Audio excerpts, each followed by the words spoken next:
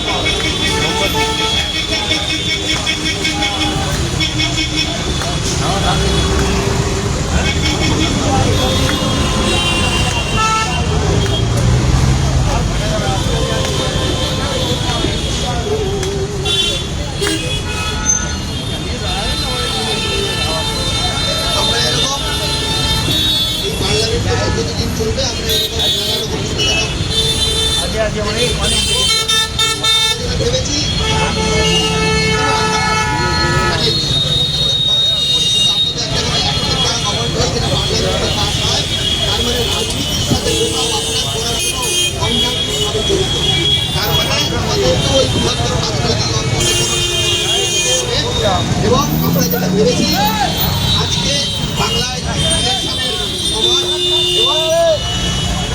আমরা চাইব যে বাংলার যে রাজনৈতিক দলগুলো আছে তারা আমাদের এই দাবির সপক্ষে দাঁড়াবে, তারা আমাদের এই আগে আমরা যেটা বলেছিলাম জানতে পারছিলাম আমরা অনারেবল যে এমপি জগন্নাথ সরকার তাকে আমরা একটা চিঠি পাঠিয়েছি এবং আমরা তাকে আমাদের ইনস্টিটিউটে আসার জন্য ইনভাইট করেছি যে আপনি এসে আমাদের সাথে কথা বলুন, জানুন আমরা কি অন্যের মুখের জাল খেয়ে আমাদের সম্পর্কে কোনো মতামত তৈরি করবেন না। আমরা চাইব যে ভারতবর্ষের যত শিক্ষিত রাজনৈতিক দল আছে তারা আমাদের অটোনমি, আমাদের পড়াশোনার সপক্ষে দাঁড়াক এবং আমরা এই ভারতবর্ষের স্বীকৃত রাজনৈতিক দলগুলোর যে সর্বোচ্চ নেতৃত্বকে একটা খোলা চিঠি খুব শিগগিরই পাঠাবো, বলবো যে পার্লামেন্টে আমাদের এই বিলটা বাতিলের পক্ষে আপনারা দাঁড়ান এবং প্রয়োজনে স্ট্যান্ডিং কমিটি বা সিলেক্ট কমিটিতে আমাদের এই বিলটা বাতিল করার জন্য আপনারা সর্বদা শক্তি দিয়ে আমাদের পাশে দাঁড়াবেন। এরপরে আমি কুন্তল ঘোষকে ডাকবো তার বক্তব্য রাখার জন্য। মাননীয় সাংসদ জগন্নাথ সরকারের প্রশ্নের উত্তরের ভিত্তিতে আমাদের মাননীয় মন্ত্রক জানালেন যে তারা ইতিমধ্যে এই বিলটাকে ইন্টারমিনিস্ট্রিয়াল ভোটিং অর্থাৎ নিজেদের মধ্যে যে আলাপ আলোচনা করে মতামত নিয়ে ঐক্যমত হওয়া সেইসব করে তারা এবার বিলটাকে ক্যাবিনেটে পেশ করার জন্য উদ্যোগ নিচ্ছে।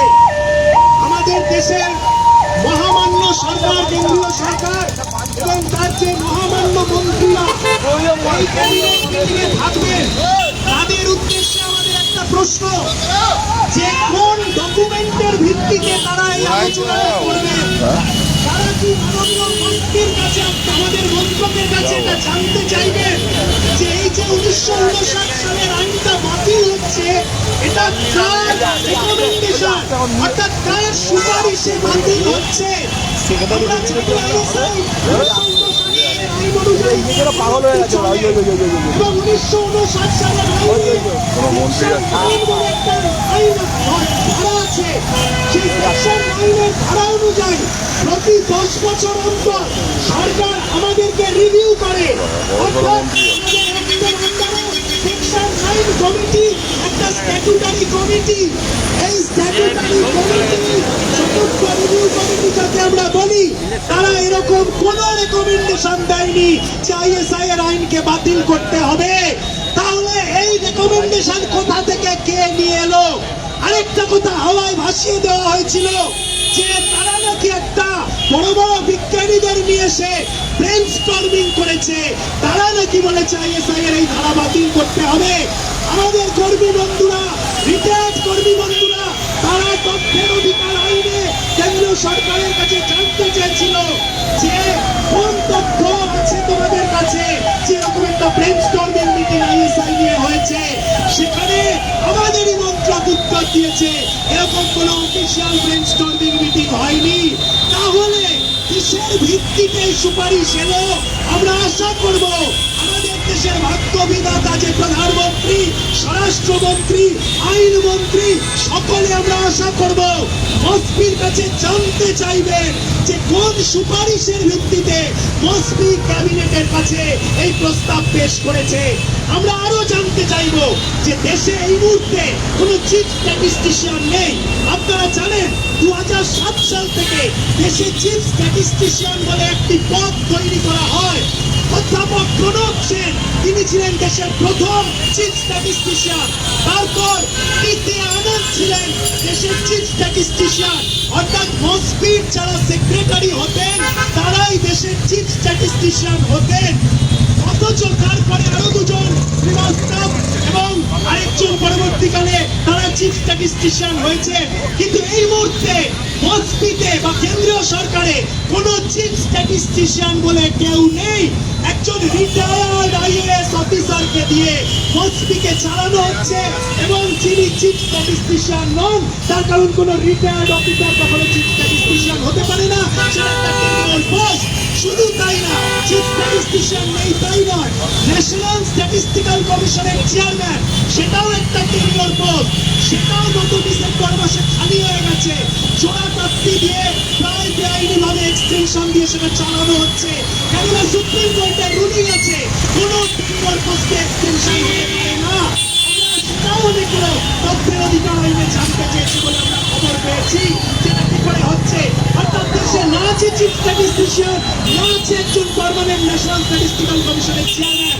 এই অবস্থায় ইন্ডিয়ান স্ট্যাটিস্টিক্যাল ইনস্টিটিউটের মতো একটা শতাব্দী প্রাচীন প্রতিষ্ঠানকে কে জাজ করছে, কে এর ব্যাপারে সিদ্ধান্ত গ্রহণ করার ক্ষমতা রাখছে আমরা বুঝতে পারছি না। কাদের কারাই দুষ্কর এই সাহস দেখাচ্ছে, এই পথটা দেখাচ্ছে।